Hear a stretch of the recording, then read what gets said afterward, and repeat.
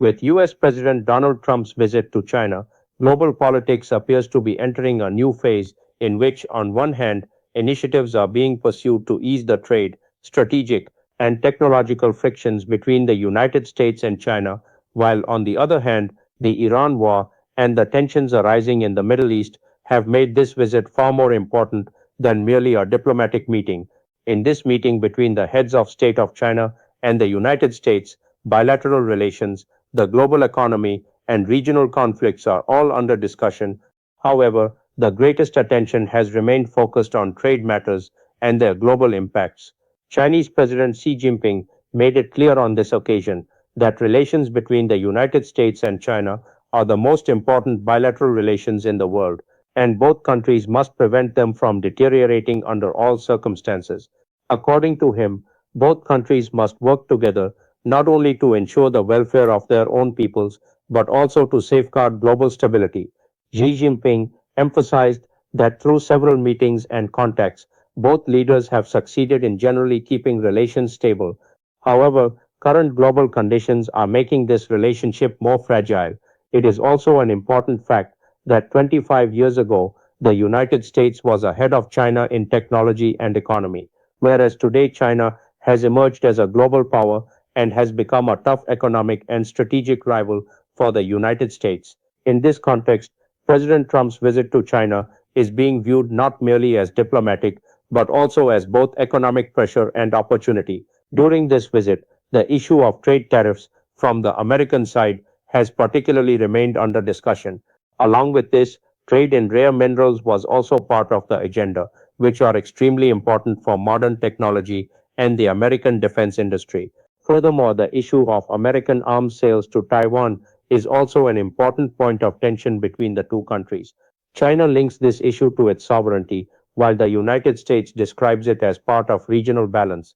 Along with all these matters, the situation in Iran and the partial closure of the Strait of Hormuz also remained in the background of the meeting, through which approximately 20% of the world's oil and gas supply passes, and media reports make it clear that both countries have become aligned in emphasizing the reopening of the Strait of Hormuz, which had also been mentioned in previously issued statements, because the closure of the Strait of Hormuz is causing heavy losses to China.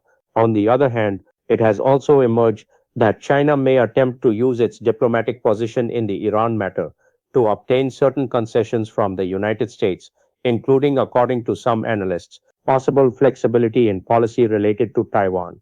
This shows that the Iran war is no longer only a Middle Eastern issue, but has become an important part of bargaining between global powers.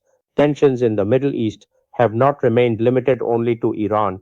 Israel, the United Arab Emirates, and Lebanon have also become part of this situation. Reports also emerged regarding Israeli Prime Minister Benjamin Netanyahu's alleged secret visit to the United Arab Emirates. However, the United Arab Emirates strongly rejected these claims, stating that no such secret meeting took place.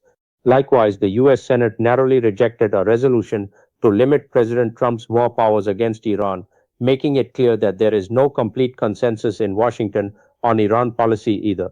It is also an important development that during his visit to China, President Trump invited the Chinese president to visit the White House next September, and the possible date of September 24th was also mentioned.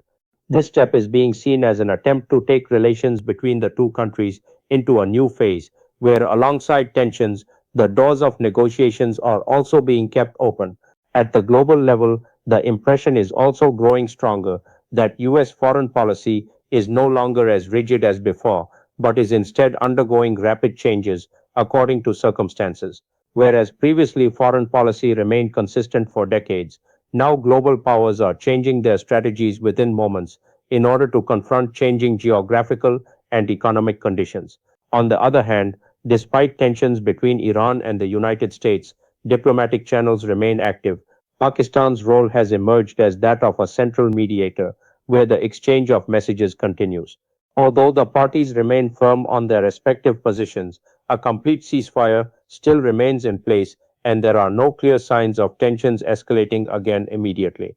Considering all these factors, it becomes clear that President Trump's visit to China is not merely a matter of bilateral relations, but rather reflects a global system that is rapidly undergoing a process of change. Relations between China and the United States are directly affecting not only the global economy, but also Iran, the Middle East, and the global energy system. Consequently, it can be said that in the current situation, every decision, every statement, and every meeting is affecting the balance of global politics to some extent. The Iran war, the tensions in the Strait of Hormuz, and China US negotiations together are shaping a new global dimension whose effects will be felt for years to come.